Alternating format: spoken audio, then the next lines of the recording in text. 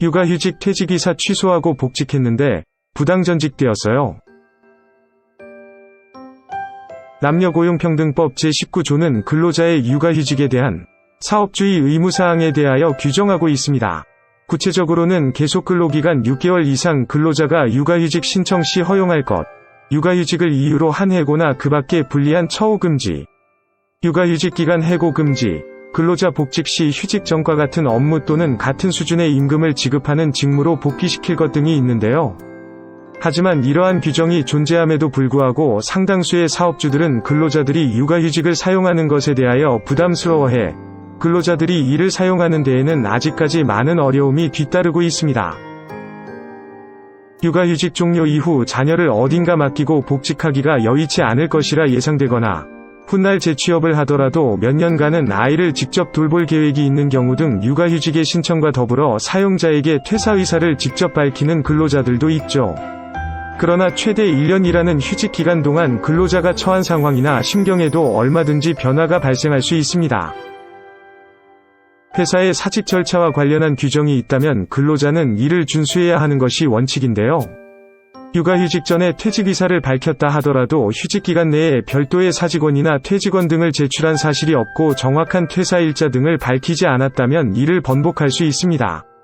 다만 근로자가 사직원이나 퇴직원 등을 제출한 경우에는 해당 퇴직 의사 표시를 일방적인 사직 통보로 볼 것인지 사직의 청약으로 볼 것인지 등 여러 구체적인 사실관계에 따라 철회 가능성 여부에 대한 판단은 달라질 수 있다는 점 유념하시길 바랍니다. 퇴직의사 번복 후 전직명령. 사용자의 전직명령으로 근로자에게 불이익이 발생한 경우 부당전직 구제 신청을 제기할 수 있습니다. 다만 근로자의 퇴직의사 번복 사실이 인정되고 이에 따른 인력 운영상의 사정으로 전직이 발생한 것이라면 그 업무상 필요성이 높게 인정될 수 있습니다.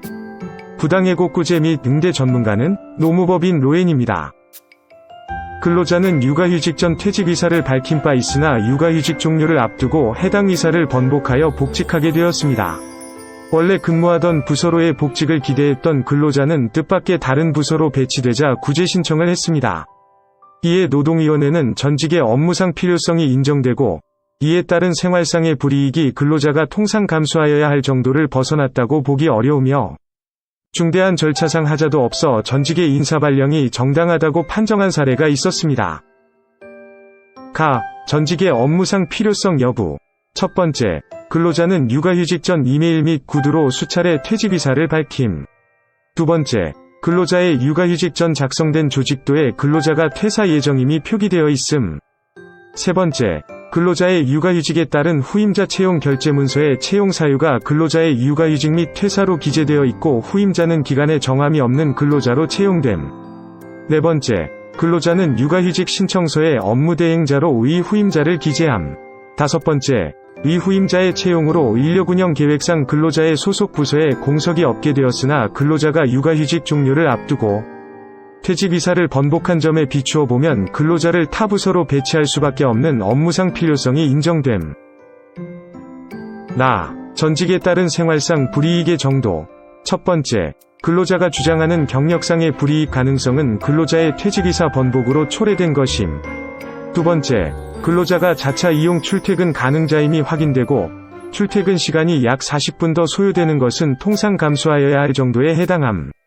세 번째, 직책수당 월 20만원과 식대 10만원 미지급은 직책 변경과 식사 제공으로 인한 것임을 종합하면 생활상 불이익이 근로자가 통상 감수하여야 할 정도를 벗어난 것이라고 보기 어려움.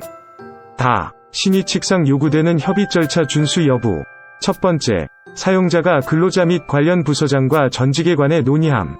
두 번째, 설령 협의 절차를 거치지 않았더라도 그러한 사정만으로 전직이 권리남용에 해당한다고 보기 어려움.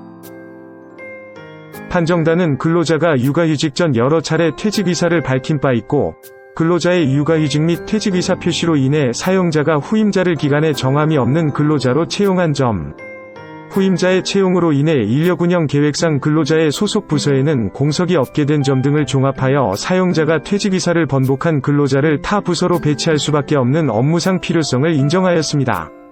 나아가 사용자가 근로자 및 관련 부서장과 전직에 관해 논의한 바 있고 설령 협의 절차를 거치지 않았더라도 전직이 권리남용에 해당한다고 볼 수 없으므로 해당 전직은 정당한 인사발령이라고 판정하였습니다.